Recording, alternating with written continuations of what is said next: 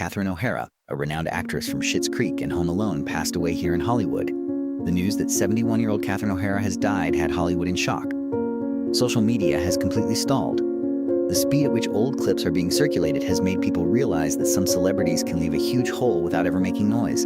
Among them is Catherine O'Hara, a woman with a remarkable ability to touch emotions with sensitivity and make audiences laugh with a single glance. If Hollywood had to sum up her cinematic career, it would undoubtedly name 3 films that exemplified that legacy. Together, let's go back in time and examine the 3 movies that gave rise to Catherine O'Hara's fame and priceless cinematic heritage. 6, 7T. First of all, the movie Home Alone, in which Catherine O'Hara plays the terrified mother Kate Mallister, has become a Christmas-time symbol and is closely associated with the memories of millions of viewers' early years. Home Alone is more than just a traditional Christmas movie with music. Each generation shares this memories, the chuckle that reverberates each winter, and evidence that hundreds of millions of people worldwide may still find emotional resonance in a straightforward family tale. Catherine O'Hara's portrayal of a terrified, strong, and incredibly loving mother is at the heart of that recollection, together with the astute young kid, Kevin Mallister. Home Alone, which was released in 1990, immediately became a worldwide box office success. However, the film's longevity can be attributed to both the humor of the painful and absurd traps and the true familial feelings that lie beneath that humorous exterior. The film's emotional core is Catherine O'Hara. Catherine O'Hara does not use loud speech or dramatic acting to make the audience laugh in her portrayal of Kate Mallister. She uses honesty to evoke emotion and humor. Kate is the epitome of a contemporary mother, busy, a little grumpy, and prone to lose control. However, everything else instantly loses significance the moment she discovers her son has been abandoned at home. Catherine O'Hara convinces the audience that a mother's biggest fear is not losing money or her reputation, but losing the kid she loves, from the panic attack on the plane to her frantic attempts to return to her child. The precise mix between comedy and sadness in Catherine O'Hara's performance in Home Alone is what makes it so remarkable. The audience can chuckle at her bewilderment and nervousness. Nevertheless, she has the ability to evoke strong emotions in viewers with a single glance or a brief exchange of words. Kate Mallister's character isn't flawless, and that's precisely what gives her a genuine, approachable air. Not merely a comedy is being viewed by the audience, it is a reflection of their own family. The movie that introduced Catherine O'Hara to her largest general audience was also Home Alone. She had previously received much appreciation from critics for her clever and adaptable comedic ability. She became the mother of every Christmas season, nevertheless, because of this role. The sight of Catherine O'Hara sprinting through airports, praying in a church, or crying as she hugs her son still has the same impact on audiences many years after the original Home Alone soundtrack was played. The fact that Home Alone creates the Mallister family as a chaotic yet pleasant environment cannot be overlooked. That world would not be the same without Catherine O'Hara. If Kevin Mallister is a symbol of youth and creativity, then Kate is a symbol of accountability, motherhood, and selflessness. Her participation gives the film an emotional depth that is uncommon for a family comedy and keeps it from slipping into basic slapstick. Even after 30 years, Home Alone is still regarded as a timeless icon of popular culture and is rewatched every Christmas season like an emotional ritual. Catherine O'Hara has a very particular position in that tradition. She reminds audiences that the most vulnerable feelings are frequently hidden under the loudest laughing. And sometimes the image of a mother willing to upend her entire world in order to hold her child one last time is what makes a movie timeless, not the humorous set pieces. However, Catherine O'Hara's influence is not limited to Home Alone. She had already made Hollywood take notice with a totally different part before she became the mother of every Christmas season. Daring, incisive, and weird in Beetlejuice, Catherine did not provide the warmth of family there. She opened a new chapter for an acting style and screen presence that could never be confused for anybody else by bringing artistic revolt. Leave the number 1 in the comments if Home Alone was ever a part of your Christmas memories, and you can still picture the terrified mother and the neglected son. It's too late. Go upstairs.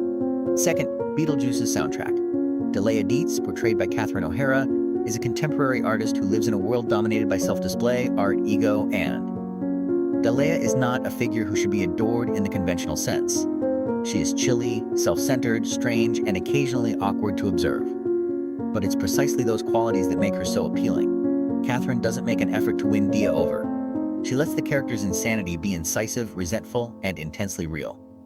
The amazing thing is that Dia Dietz never fades into the background of this bizarre movie setting. Instead, Catherine O'Hara elevates the persona to the status of an aesthetic icon. Delia becomes a statement that art does not have to be easily understood in order to exist, from the sculpted hair and enormous clothing to every sideways gaze and dry-line delivery. It is Catherine who makes that statement a reality. Catherine O'Hara's performance serves as a delicate counterpoint to Tim Burton's incredibly strange setting. She maintains her character's chilly composure while the absurdity around her increases. Delia has no fear of death, ghosts, or even irrational thought. All she fears is being thrown away. Compared to Home Alone, this type of comedy is entirely different. It's ironic comedy, cerebral comedy, the kind that makes people laugh, but unnerved at the same time. Additionally, Beetlejuice represents a turning point that aided Catherine O'Hara in securing her role in fantasy and dark comedy movies. She demonstrated that she was not limited to the roles of gentlewomen or moms. Through a style that is unique to her, Catherine is able to enter warped worlds where the line between life and death is blurred and yet remain firmly in place. Delia Dietz is still regarded as one of the most peculiar and memorable female characters in late 1980s film, even after Beetlejuice became a cult classic many years later. Furthermore, Catherine O'Hara is more than just an actress in that memory. She embodies sophisticated satire, the individual who adds complexity to the strange. All we need to do is pray God. If moviegoers were moved to love Catherine O'Hara by her heartfelt feelings in Home Alone, then Beetlejuice compelled them to admire her for her mental acuity. The two movies represent diametrically opposed emotional extremes. One is cozy and focused on family. The other is weird and frigid. But taken as a whole, they demonstrate one thing: a unique kind of artist. Catherine O'Hara's music is able to traverse all emotional spaces while completely maintaining her individuality. Then Catherine O'Hara entered a third movie, just as the public thought she had already shown off all of her skills. There were no dramatic crescendos or strange makeup here. Only the sheer elegance of performance was present.